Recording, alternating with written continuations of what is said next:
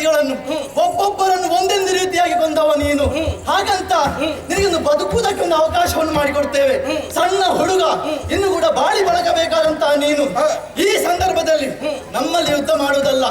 ನಿನಗೆ ಒಂದು ಒಳ್ಳೆಯ ಮಾತನ್ನು ಹೇಳ್ತೇನೆ. ಏನು? ಇನ್ನ ಒಳ್ಳೆಯತನದ ರಾವಣ ಕಳ್ಳತನದಿಂದ ಕಳೆದುಕೊಂಡಂತಹ ಸೀತಾದೇವಿಯನ್ನು ನನ್ನ ಅಣ್ಣನಿಗೆ ಒಪ್ಪಿಸು. ಬದುಕುವುದಕ್ಕೆ ಬಿಡ್ತೇವೆ, ಇಲ್ಲದಿದ್ದರೆ ನಿನ್ನ ವಂಶ ನಿರ್ವಂಶ.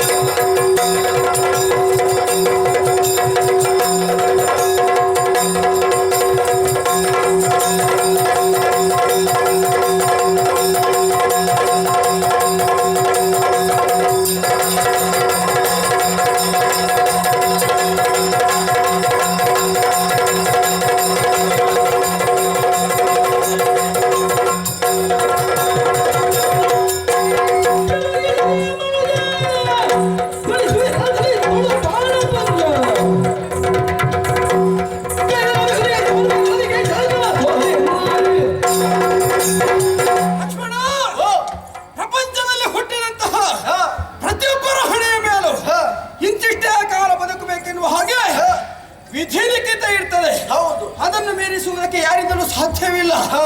ನನಗೆ ಬದುಕನ್ನು ಕೊಡುವುದಕ್ಕೆ ನೀನಲ್ಲ, ಮರೆಯ ಮಹಾಚೇತನವಾದಂತಹ ಅದ್ಭುತ ಶಕ್ತಿ ಉಂಟು ಎನ್ನುವುದನ್ನು ನಾನು ಅರ್ಥ ಮಾಡಿಕೊಂಡಿದ್ದೇನೆ. ವ್ಯರ್ಥವಾಗಿ ನನ್ನಲ್ಲಿ ಕಾದಾಟವನ್ನು ಕೊಡುವುದಕ್ಕೆ ಮುಂದಾದರೆ ಸೋಲ